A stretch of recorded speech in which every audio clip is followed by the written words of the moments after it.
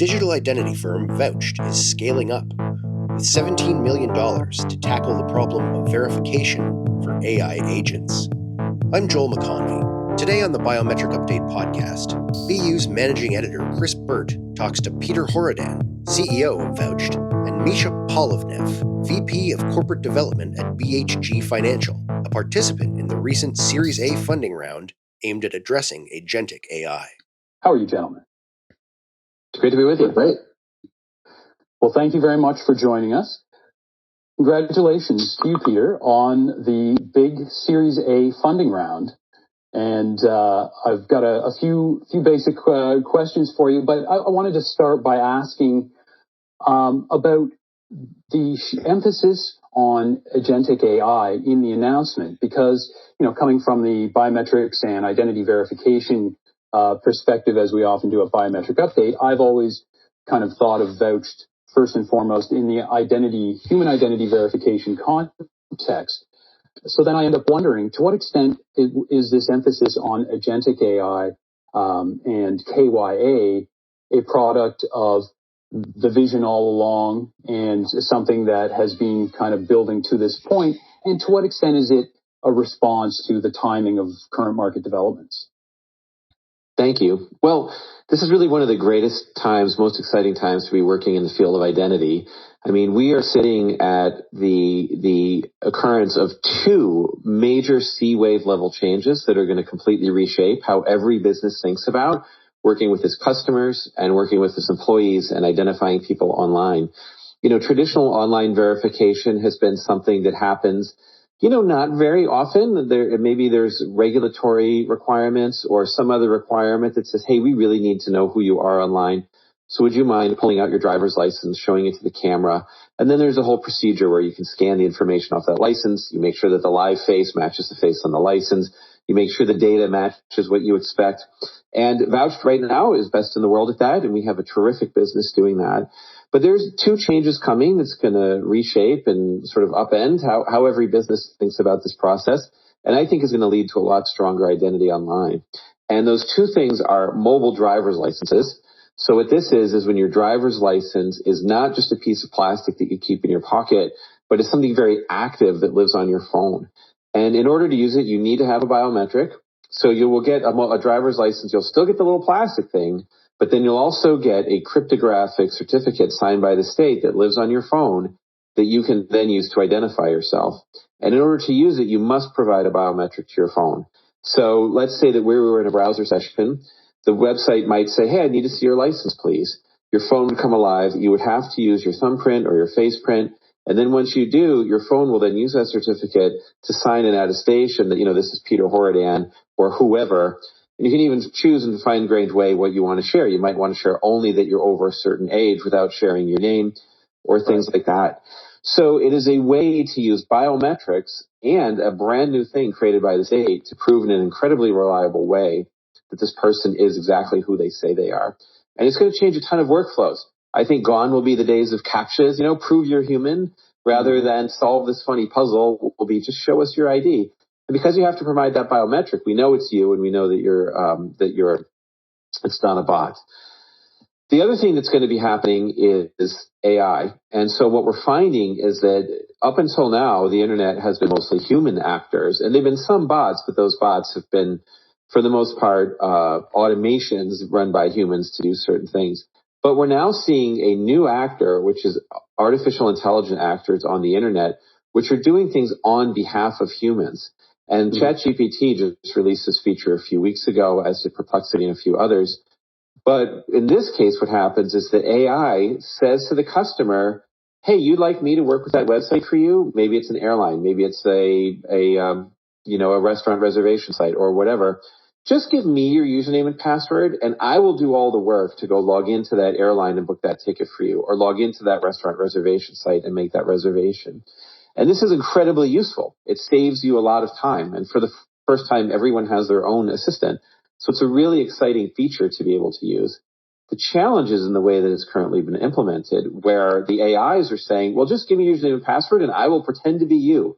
The website won't be able to know that there's an AI doing this, and it won't be able to distinguish what I do from what you do. And if you've been in cybersecurity any length of time, that is a red flag for security purposes. We've spent decades training our customers and our employees, do not give your username and password to anyone, to any third party. And now AIs are training people to do exactly that. This is a major security problem in the making, and we've got to invent a better way. And there is a better way, which we've developed at Vouched and many others in the industry are developing.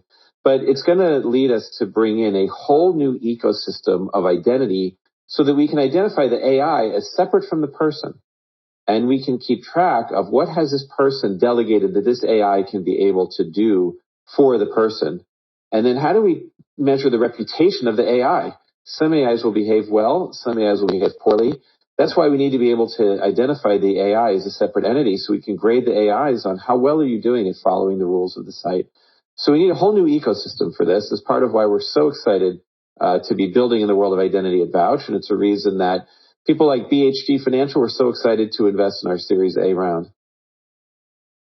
Excellent. And do you think that that balance, or do you think that there is where do you think the balance sits between, let's say, consumer agentic AI and business agentic AI in the short, relatively short term, as the use of this technology scales up?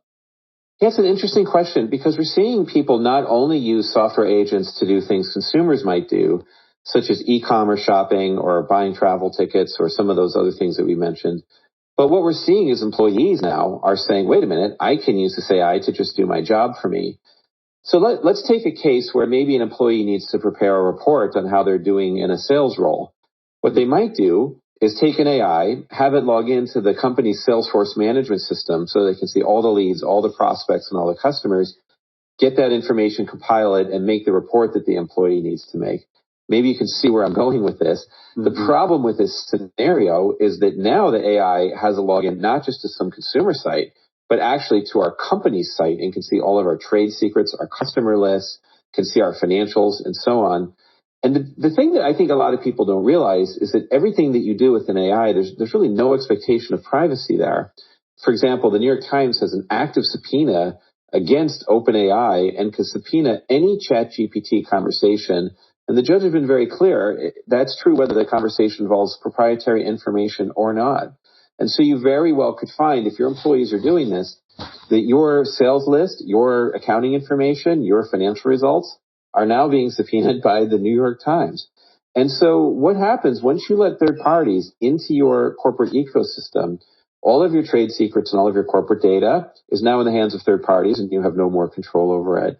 As we talked about at the beginning, this is an untenable situation. There is a better way, and that's what we're working on building at Vouched.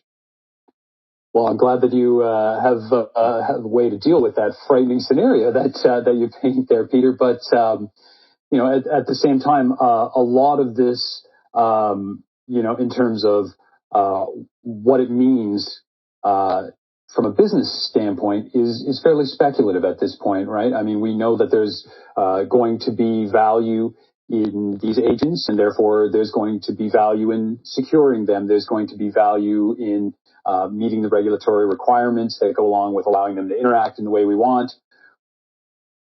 But how do you look forward? From the tech provider perspective, you're carrying out a fundraising round. You're building up a pile of cash to carry out some steps that you see as the next ones to scale up.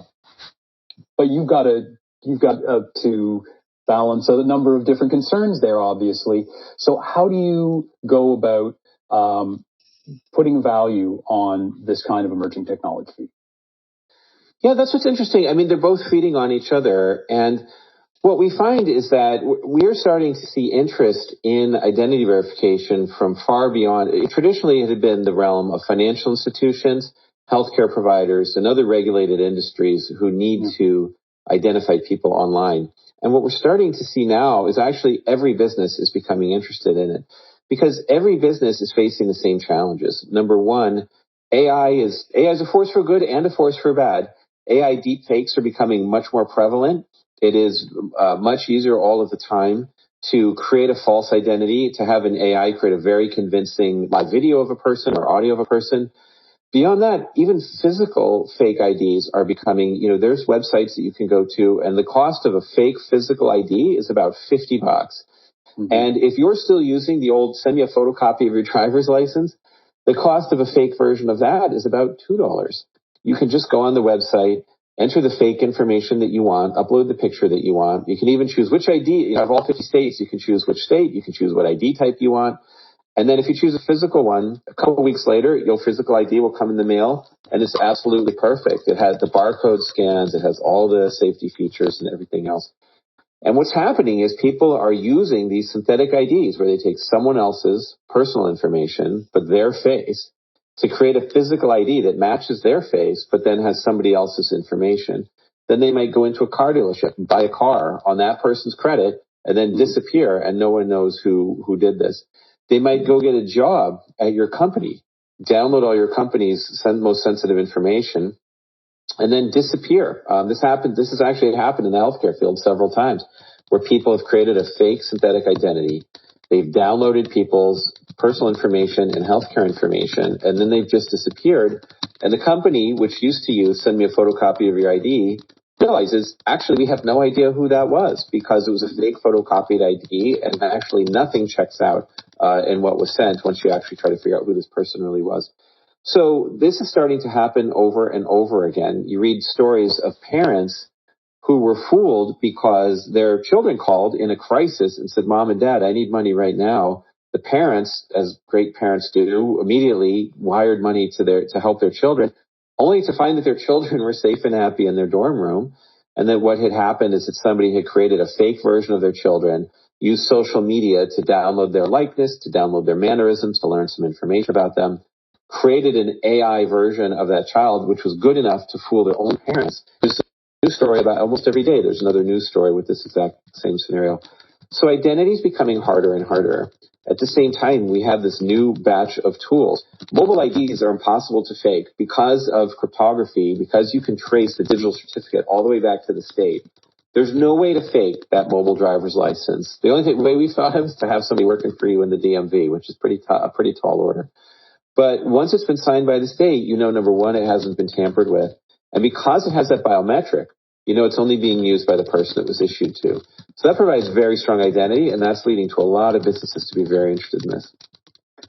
That makes good sense, and it's clear as you describe that that threat scenario, and then the answer to it, addressing it with MDLs, where the value is there, and we have methods of kind of fixing dollar amounts to the fraud savings and so on, of course, and then there's all the sort of knock-on effects or other benefits that go along with that, maybe smoother transactions or something like that.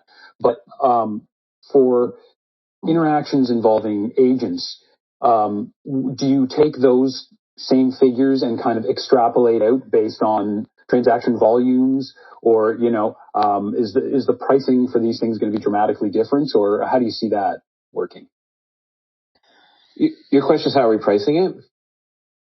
Yes, I guess So I guess it becomes a two-part question. How are you pricing it, and how does this new use case contribute to the overall value proposition of the business? Yeah, what I find interesting is, if you go back and if you think about the introduction of email 50 years ago, it was in the 1960s, it was such an altruistic time. Nobody had the idea in mind that there would be bad email senders, right? So what happened is people just thought, well, there'll only be good email senders. We'll make it really easy to send an email and it will be free. But of course, as it turned out, well, there are bad email senders. And now, even 50 years later, we still have this problem with spam email. And for some, spam email is just this weird folder in on your mail program that's just filled with all this awful stuff. We've had to develop all these heuristics to try to figure out what is and isn't spam. But for others, spam is a major problem. Phishing emails are still the number one fraud vector responsible for hundreds of billions of dollars in losses. And what phishing is when someone sends you an email, it looks like something you should click on. You click on it. It asks for your username and password either to your email account or to your work account or whatever. It could be an absolutely perfect replica of where you would normally type that. and you type in your username and password. And what you've actually just done is given your username and password to an imposter. So phishing emails happen all of the time, even now today in 2025. It's the number one threat vector responsible for hundreds of billions of dollars of fraud. We need to tell good agents apart from bad agents and to be able to keep out the bad agents from what we're doing. So when we think about the cost of not getting this right can be unbelievable, because if spam email alone costs us hundreds of billions of dollars. What happens when you weaponize that with AI, which can happen at incredible scale and with its own intelligence? Anyway, so at Vouched, we have provided free tooling to help anybody get their arms around the problem. We ask people, just start with the question of, well, how many agents are on my website today? Whether you run an online banking site, whether you run a consumer site where people might come and shop or do something else, or you're running a SaaS service, whatever service that your website offers, I guarantee you today, some of your users are using agents to log in and do things on that site. They've given up their username and password to agents to do things for them. They are that seductive and that useful. And I guarantee you that some of your employees are using these agents at work inside your corporate systems. They've given up their work credentials to agents to make their job easier. Step one is just get your arms around the problem. How often is this happening? Who's doing this? Vouched has delivered free tooling. We call it Agent Shield. It helps you just understand what agents are on your site and which humans are using those agents. It's available for free to anyone. And then beyond that, we have a platform that will then help you use agents in the right way, in a way that you can do what we talked about before. Identify the agent as a separate entity, track what rights the humans have given agents, and track which agents are behaving well and which are behaving poorly, so you can fence out the ones behaving poorly. So it sounds like you're describing a sea change, I guess is how you put it earlier. Yes. Right? And so it's not really it seems like a situation where extrapolation is going to have limited benefit in terms of. No, I think that's true. Yeah, I mean, the benefit of having some gray hairs here is, I think we've all seen patterns like this before. In the 90s, the introduction of the internet, everything about how people think. Then in the 2000s, the introduction of SaaS software, where instead of buying software at Egghead and running it yourself on your own PC, everybody started using stuff in the cloud. That caused us to rethink everything yet again. I believe that these changes to identity is going to cause the rethinking of so many different workflows. I'll give you another example of something that we won't do anymore. I think notary publics will go away. So the idea that you have to go somewhere and sign a document in front of someone just to prove that you signed that document won't be necessary. You have your digital ID, your mobile ID, to prove that it's actually you and that you're here and alive. When you put your biometric on this phone, that proves that it's you, and it proves that you're actively doing it. It cannot be automated. Fooling the notary process is certainly possible. Whereas this process, the mobile ID process, cannot be fooled, because number one, the state signed the attestation that you're you. And number two, you can only use it right now with your current biometric. And so it's actually much stronger proof. So it's much easier because you don't have to drive and find the notary, and then also much more secure. And so you have a pull from both sides. And so that's just one example of many that I think will profoundly change once we have this capability. I'll give you another example, e-commerce. Let's say you're in a physical retail store and you go buy a laptop, okay? And you go to the front desk, you say, I'd like to buy this laptop. They ask you for your payment information, but then they'll say, can I also see your ID, please? And then they make sure that the name matches the name on the credit card, and then they let you buy the laptop. Most people think nothing of pulling out their ID and just showing it to the clerk in that transaction. So for the person, you've just given up your PII to this retailer in order to buy this laptop. And again, as we talked about, the value of showing that ID is relatively low, because you can get a fake ID. The clerk just looks at it, everything looks right, and you walk out the door with your laptop with your fake ID. Now, let's take that to an online process. Let's say you're buying your laptop online. Almost no retailer that I'm aware of asks for an ID during any purchase. Maybe in the case of very expensive jewelry or something like that. But you can buy that laptop online with no ID presentation at all. And instead they use a bunch of heuristics to try to detect fraud. Does the shipping address zip code match the zip code on your credit card, right? These old 1950s era techniques. Or, there's heuristics that are used, but they're all fairly fuzzy and they're all fairly error prone. why not just ask the person for their mobile ID? I mean, once everyone is used to just using this to offer your mobile ID online, why not just say, could you show us your mobile ID so that we know that you're you? You have absolute proof of who purchased this laptop, and it's going to be an incredible fraud detection tool. So those are some examples, and there's many more of workflows that will change because, again, of these two simultaneous changes to identity that are coming at the same time. I think most people are not at all used to the idea that I'm going to use my phone to identify myself online, but within a few years, I think it's going to be incredibly commonplace. Sure. Well, the rollout of MDLs in state after state and country after country would certainly seem consistent with your view there. So, Misha, I wanted to bring you in at this point. You've been waiting very, very patiently listening, but you've heard Peter's pitch, which you obviously have already found compelling. Talking about disrupting enterprise cybersecurity, talking about potentially disrupting notary public, e-commerce. I mean, I think we can kind of imagine from there the whole range of use cases. But at the same time, you have different stakeholders that you have to answer to as well. And ultimately, you need to settle on a number. So how do you go about, assessing value with this kind of new technology? Kind of the different version of the same question to you, I guess. Sure. No, that's a wonderful question. And when we think about the space, ultimately fraud loss is a direct hit to the bottom line, right? It's an incredibly expensive cost. And so when we think about what could happen in the future, would fraud losses go up? The next question, in my mind at least, is how much are enterprises willing to pay to reduce that loss, right? And so if we look at, fraud losses are 30, 40 billion today, at least.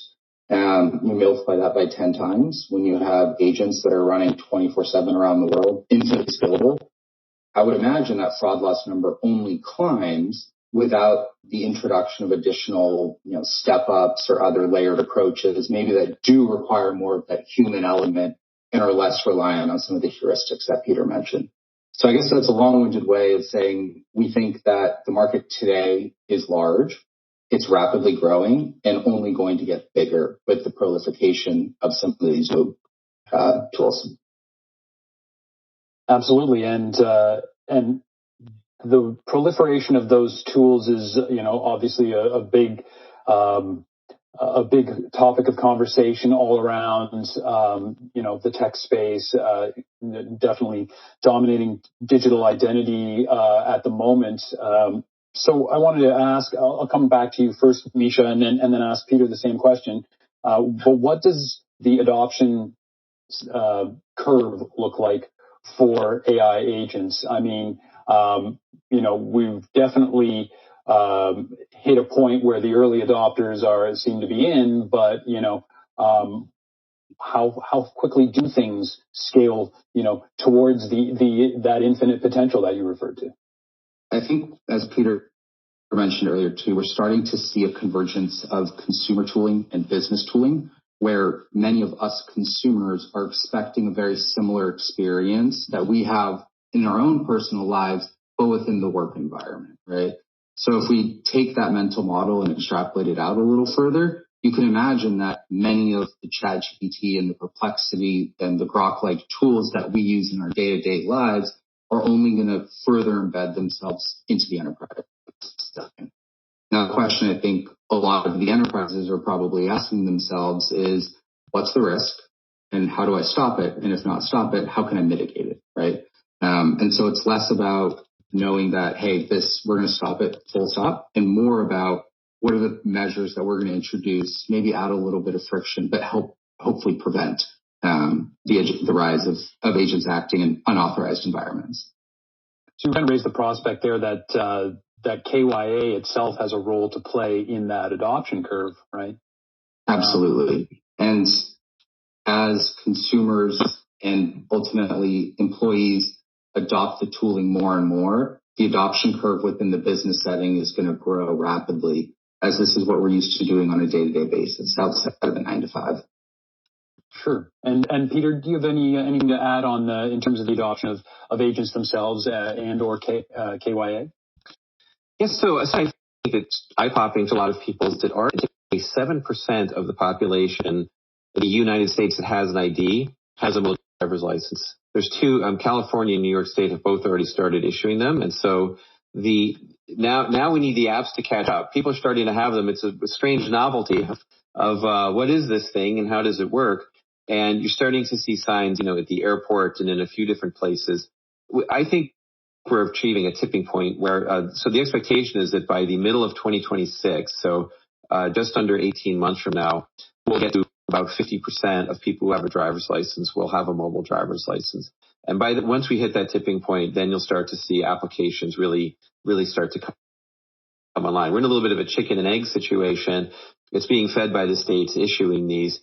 And then, if you look at Europe, there's a regulation called EIDAS that says that all 27 member nations of the European Union must support digital IDs by November of 2026. So again, under 18 months from now. And interestingly, all 27 member nations have their own wallet. And so supporting this involves implementing 27 different wallets. So we're working furiously at Vouched to make sure that we support all those so that our customers don't have to. But adoption's coming relatively quickly. So in just a few years, we'll be at a place where, on a roughly 50% chance that any person that you encounter will have a mobile driver's license. And then we'll start to see a lot of applications built once we get that adoption. Very interesting. You refer to that chicken and egg, and I know that getting the relying parties on board has been a big thing. But I happened to be reading literally minutes before getting on this call at Merriweather Post Pavilion, which is a large American concert venue, has just announced that they're going to take the local MDL, and so it is definitely the sort of thing now where literally every given day you find a new example. Right. So Merriweather Post Pavilion. Yeah, absolutely. And just showing the range, right? No, but that's another example. So today we're the banking industry has brought tap to pay, which has been just, absolutely terrific convenience. You simply hold your cell phone up and you've paid for whatever it is. We will soon see tap to ID. So in a physical situation, such as if you're at that pavilion and maybe you're buying a wine, you can do an ID check simply by tapping your ID. And the only information that will get exchanged with the kiosk is your age. That's it, not your name or anything else. And again, you have to have that biometric. So that means that I can't just give my phone to someone else and say, go buy a beer for me. It has to be me. So I use the biometric to activate my phone. Then my phone can do tap to ID. And so, in a physical situation, it unleashes new capabilities as well. Very good. Now I have a technical question I want to turn to, which really kind of may reveal my own lack of understanding of the agentic AI space. But, I wonder, as you're building, your KYA solutions and considering what you need to do to help organizations secure their environments with this in this new reality, is there an element of picking or forecasting what the most popular agents will be like? Is there a particular set of agentic protocols or standards that you kind of turn to say, well, the agents will look and interact this way, and therefore this is the way that the KYA will work? Yeah, we're in the very earliest days of this. Agent mode came out last month.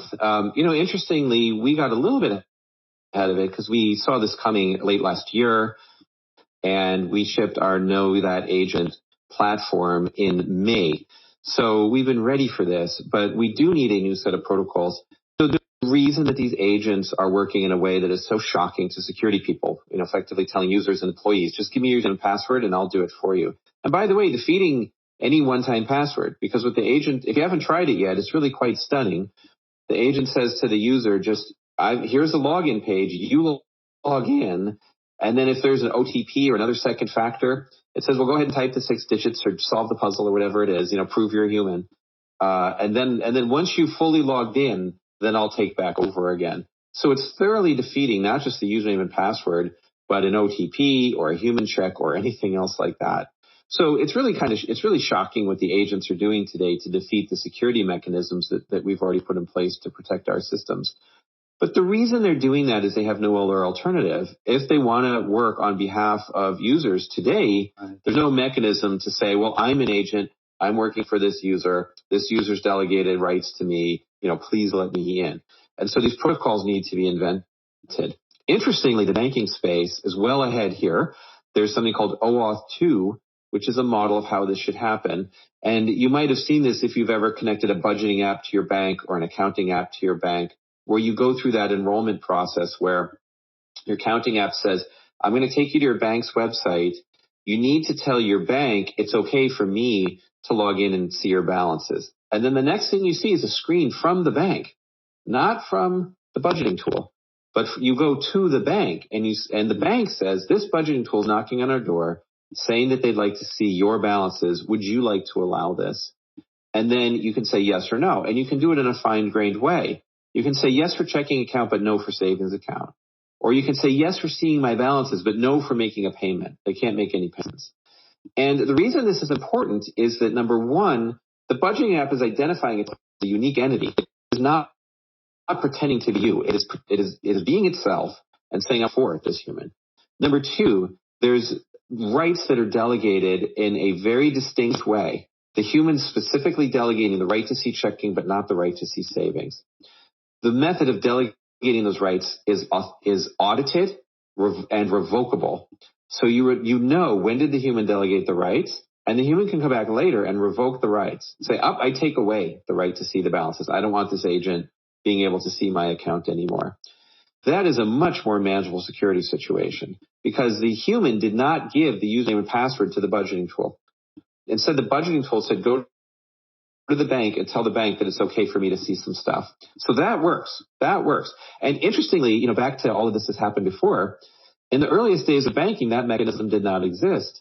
And so there were providers like Yodel in the early 2000s, when in the earliest days of home banking, they would say, just give us your username and password and we'll log into the bank's website for you and we'll do screen scraping. We'll take the HTML and we'll kind of read it and we'll turn it into a file and we'll give you that file.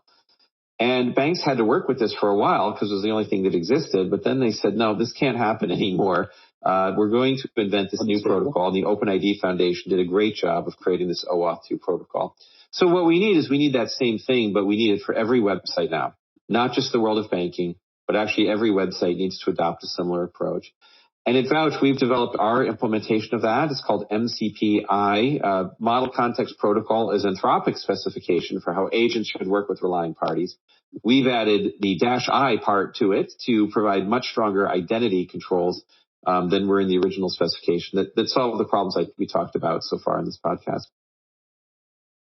Excellent. Well, thank you for getting a little bit into the meat there for me, Peter. It definitely helps. And I recall, sort of feeling somewhat thunderstruck when I was told at IIW in 2019 that OAuth is not an identity protocol; it's a delegation protocol. Which, so as I double down on revealing my own ignorance here, I'd like to turn back to Misha and ask,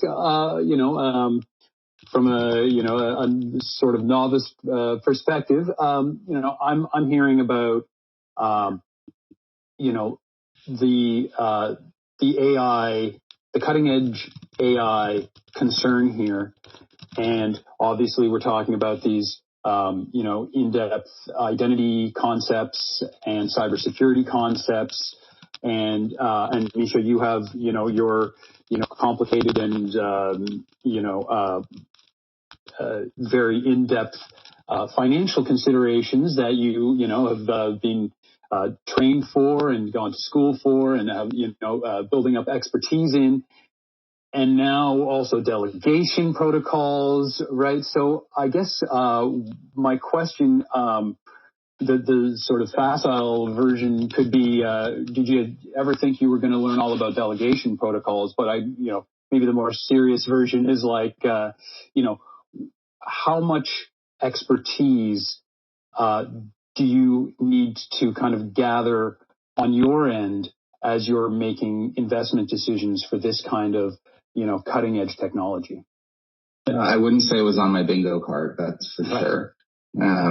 But here we are. And ultimately, I think it comes down to finding wonderful investments that are led by exceptional leaders that have a proven ability to continue to innovate and skate to where the puck is going.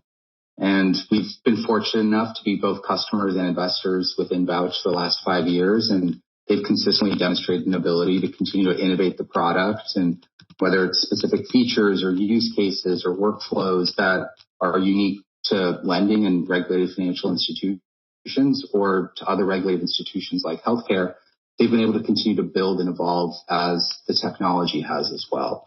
So when we think about what makes a great investment, it's addressing what we know about the future and also partnering with the team that we have a high conviction in for their ability to execute well into the future with whatever technology comes up. Always seems to come back to the people in these cases, especially when you're looking forward. So, while agents may be on the rise, yeah, still humans driving much of day to day today. These agents are going to be profoundly useful. People are going to want to use them. How do I want agents to be used in my organization, both by the people outside, my customers, and by the people inside, my employees? What are the parameters or frameworks that I want people using agents in both those scenarios, and develop a program and go make it? Because agents are here to stay. They're profoundly useful. I think they're going to make us as a society much more productive. There's estimates that software agents will add several percentage points to our GDP growth rate. It's an exciting time to be alive. It just has to be done in the right way. So think through, what does that right way mean for you? Very good. Well, that sounds like a couple of urgent messages. Thank you very much, Peter, and thank you, Misha. I really appreciate you joining me to share your insights on this momentous occasion for you. Thank you. This was fun. Thanks for having us. It was a pleasure. Vouched is online at vouched.id. The Biometric Update Podcast comes out every Friday.